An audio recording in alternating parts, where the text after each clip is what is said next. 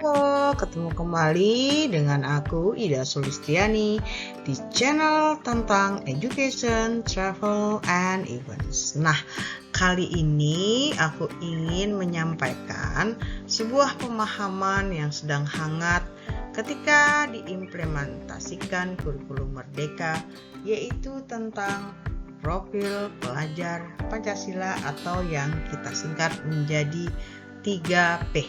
Nah, apa sebenarnya yang dimaksud dengan profil pelajar Pancasila? Yuk kita lihat slide berikut ini satu persatu. Semoga apa yang disampaikan bisa membuat kalian lebih paham ya. Nah, sebelum kita masuk satu persatu ke dalam apa sih yang merupakan ciri-ciri profil pelajar Pancasila itu, mari kita lihat bagaimana pendapat tentang Ki Hajar Dewantara yang merupakan Bapak Pendidikan Indonesia. Nah, banyak sekali gagasan-gagasan dan juga pemikiran Bapak Ki Hajar Dewantara yang sekarang dihidupkan kembali di dalam kurikulum Merdeka atau kadang juga disebut dengan kurikulum prototype yang akan segera diberlakukan pada tahun ajaran 2022-2023. Nah, beliau mengatakan bahwa pendidikan itu adalah tempat persemaian segala benih-benih kebudayaan yang hidup dalam masyarakat kebangsaan. Jadi beliau mengatakan dan mengupamakan bahwa pendidikan itu dianggap sebagai sebuah wadah di mana murid-murid akan belajar, akan menebar benih-benih kebudayaan dalam bermasyarakat dan yang lebih luas dalam masyarakat kebangsaan. Dengan maksud agar segala unsur peradaban dan kebudayaan tadi dapat tumbuh dengan sebaik-baiknya dan dapat kita teruskan kepada anak cucu kita yang akan datang.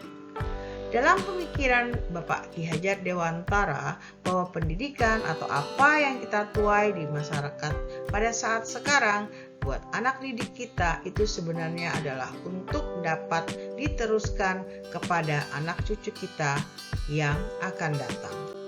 Baik, kita lihat yang pertama dari ciri-ciri pelajar profil Pancasila adalah beriman, bertakwa kepada Tuhan Yang Maha Esa, dan berakhlak mulia.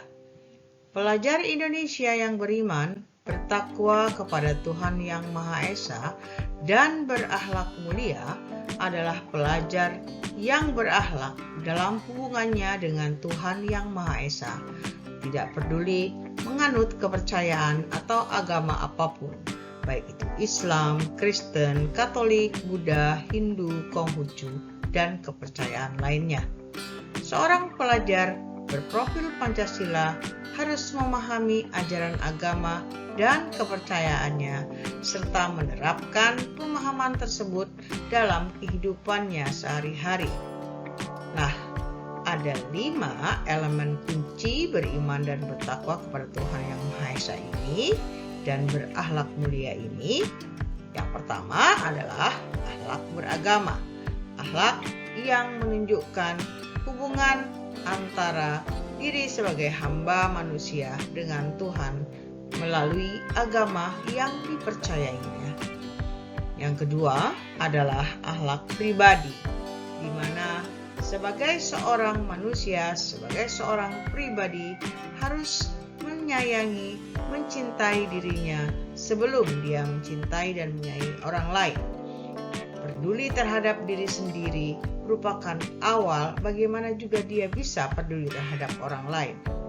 Mementingkan kehidupan pribadi yang kemudian juga akan berimpact kepada kepentingan orang lain.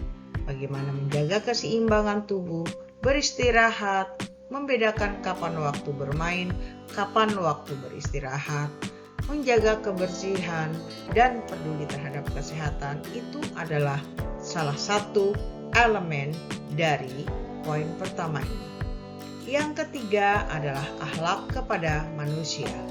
Seperti yang sudah saya sebutkan tadi, ketika seseorang mencintai dirinya sendiri, maka akan berimpact kepada orang lain. Ketika seseorang peduli terhadap dirinya sendiri, dia juga pasti harus akan berakhlak dan berimpact, berkebaikan terhadap sesama manusia. Bagaimana saling membantu dan saling peduli. Yang keempat adalah akhlak kepada alam. Seorang pelajar yang memiliki profil pelajar Pancasila harus memiliki kepedulian terhadap alam, menjaga keseimbangan alam, tidak merusak alam dengan contoh perbuatan-perbuatan kecil, membuang sampah pada tempatnya, memelihara kebersihan lingkungan, dan lain sebagainya. Dan elemen yang terakhir adalah elemen akhlak bernegara.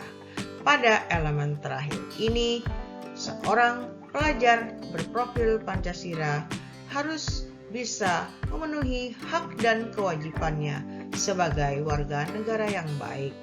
Contoh paling sederhana adalah mematuhi peraturan sekolah, mematuhi saat berkendara, mematuhi peraturan lalu lintas, dan lain sebagainya.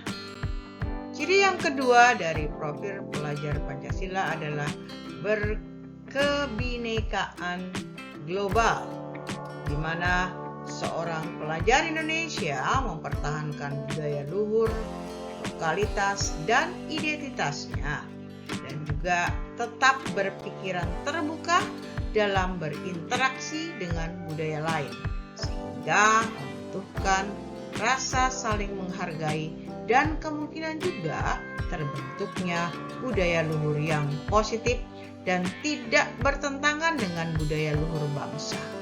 Nah, boleh dikatakan bahwa meskipun kita bisa melihat bagaimana globalisasi, kita melihat bagaimana budaya-budaya yang membuat pikiran kita menjadi maju, sebagai pelajar Indonesia, kita tidak boleh melupakan akar budaya kita sebagai orang Indonesia.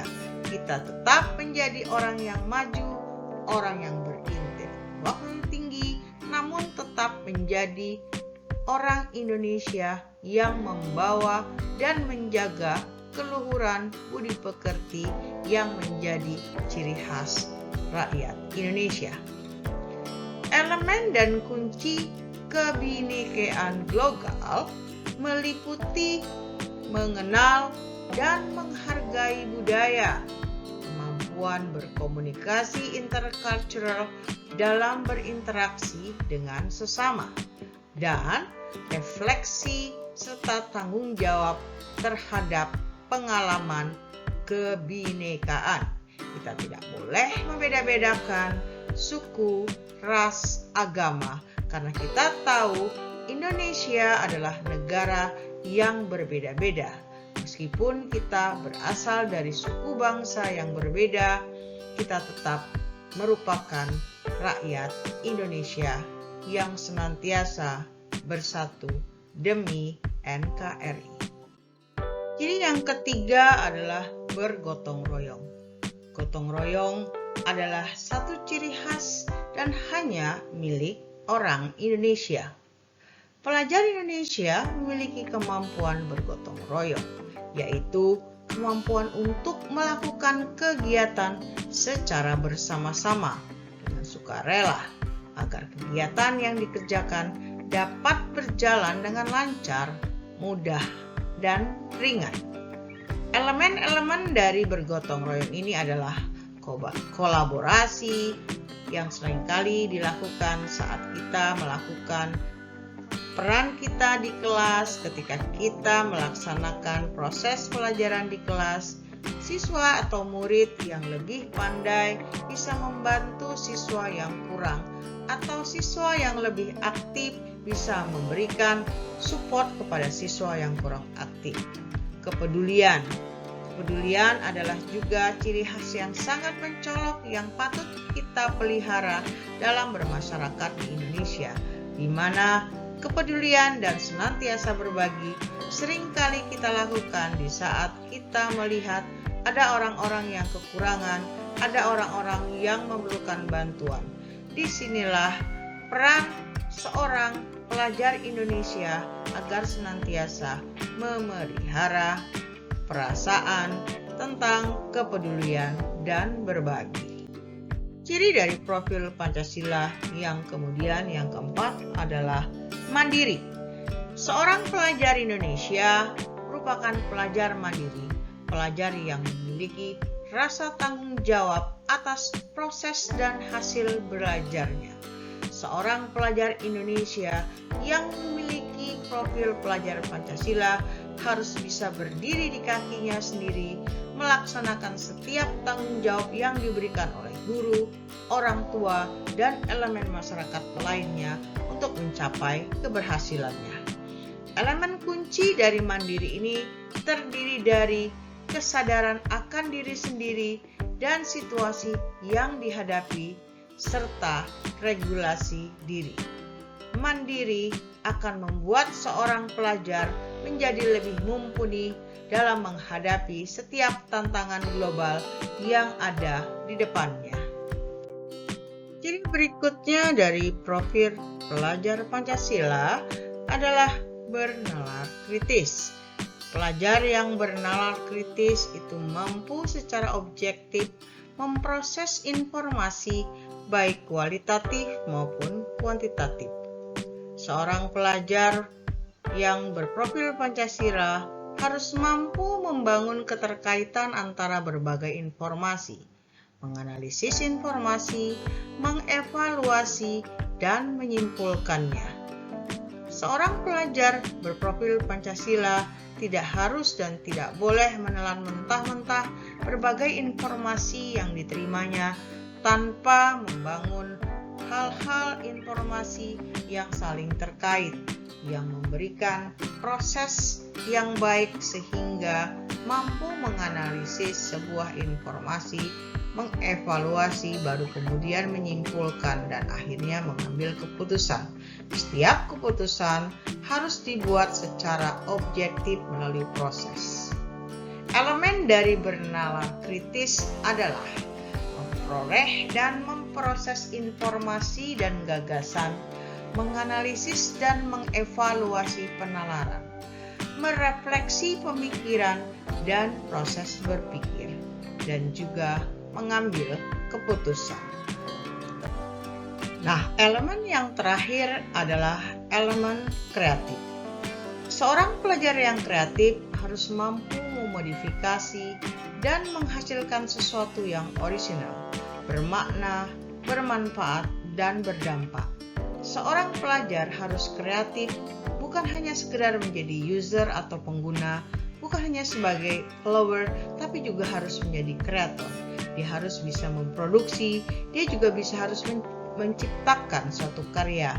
Apabila selama ini hanya sebagai pengguna, seorang pelajar harus bisa menaikkan tingkat dan taraf dirinya menjadi seorang pembuat, menjadi seorang kreator, menjadi seorang penghasil. Manfaat dari menjadi seorang pelajar yang berkreatif, dia harus bisa menciptakan sesuatu yang memiliki manfaat dan berdampak bagi masyarakat di sekitarnya. Elemen kunci dari kreatif ini terdiri dari menghasilkan gagasan yang orisinal, bukan menjiplak, bukan plagiarisme, tapi harus merupakan karya dan tindakan yang orisinal. Nah, itulah paparan saya tentang ciri-ciri pelajar berprofil Pancasila. Semoga bisa menjadi tambahan pengetahuan bagi kalian dalam memahami kurikulum Merdeka. Sampai ketemu di postingan dan di konten saya yang lain. Selamat bekerja, selamat berkarya. Terima kasih. Nah, elemen yang terakhir adalah elemen kreatif. Seorang pelajar yang kreatif harus mampu memodifikasi dan menghasilkan sesuatu yang orisinal, bermakna, bermanfaat, dan berdampak. Seorang pelajar harus kreatif bukan hanya sekedar menjadi user atau pengguna, bukan hanya sebagai follower, tapi juga harus menjadi kreator. Dia harus bisa memproduksi, dia juga harus menciptakan suatu karya. Apabila selama ini hanya sebagai pengguna, seorang pelajar harus bisa menaikkan tingkat dan taraf dirinya menjadi seorang pembuat, menjadi seorang kreator, menjadi seorang penghasil. Manfaat dari menjadi seorang pelajar yang berkreatif, dia harus bisa menciptakan sesuatu yang memiliki manfaat dan berdampak bagi masyarakat di sekitarnya. Elemen kunci dari kreatif ini terdiri dari menghasilkan gagasan yang orisinal, bukan menjiplak, bukan plagiarisme, tapi harus merupakan karya dan tindakan yang orisinal. Nah, itulah paparan saya tentang ciri-ciri pelajar berprofil Pancasila. Semoga bisa menjadi tambahan pengetahuan bagi kalian dalam memahami kurikulum Merdeka. Sampai ketemu di postingan dan di konten saya yang lain. Selamat bekerja, selamat berkarya. Terima kasih.